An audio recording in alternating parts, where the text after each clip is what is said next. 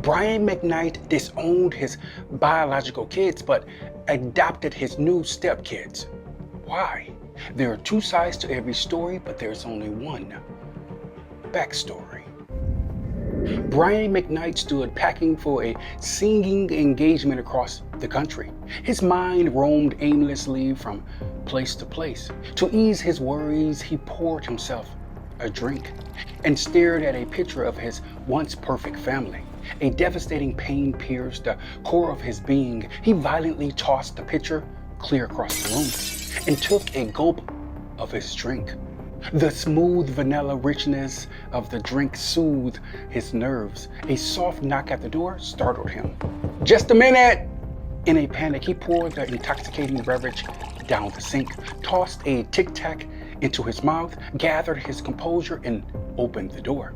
Actress and the original mother of Hollywood, Jennifer Lewis, lingered. Her infectious smile was like the first light of dawn breaking through the darkness that embodied his house. "I came as fast as I could. Are you okay?" "Yeah, I'm doing the best that I can. Do you want a drink?" "No, and neither do you." Jennifer was the woman that pushed Brian into music. She was undoubtedly the mentor that cared too much. "I saw the headlines about your kids. I see you're not wasting any time. I'm assuming that's why you called me." "Jennifer, the media have run my name through the mud about my kids." Jennifer studied his pained face, waiting for the right moment to speak. "And what part do you play in this?" "I'm the victim." "Honey, a victim is a book with torn pages, but you always have the ink pen in your hand. My ticket sales are down, bookings are scarce, my money is all but depleted." Jennifer took no pleasure in Brian's torment. "Now ask yourself, was it worth it?" "I don't get what you're getting at." "Sure you do. You've had plenty of examples to get it right." Brian pondered her carefully crafted words. "You had the perfect marriage, kids, home, and you gave it all up. For her, I need a drink. That drink is just a prelude to your truth." "So what?" "Simply put, when you disowned your kids, you denied yourself." "I have a new wife and kids. So let me get this straight. You denied the first family you created for this random woman and her kids?"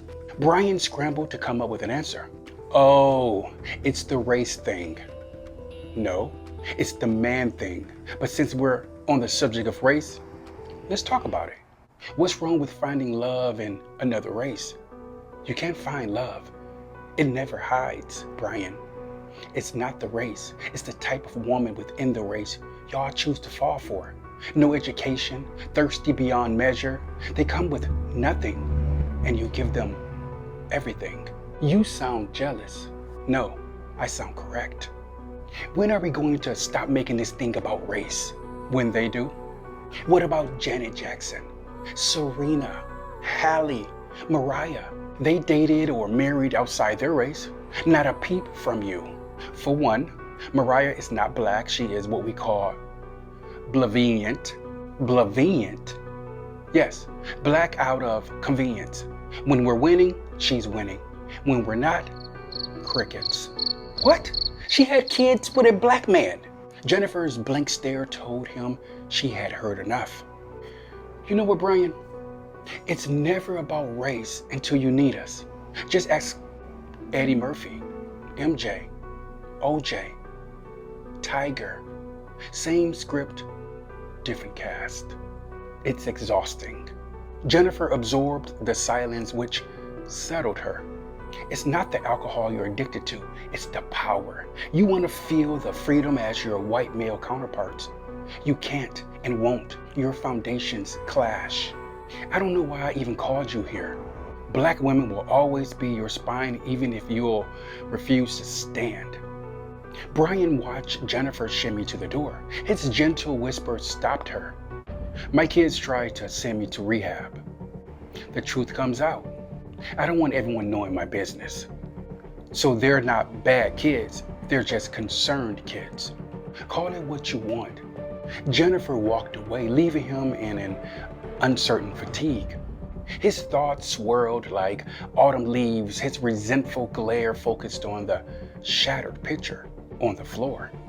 His eyes were brimming with sadness as he stared at the bottle of alcohol across the room.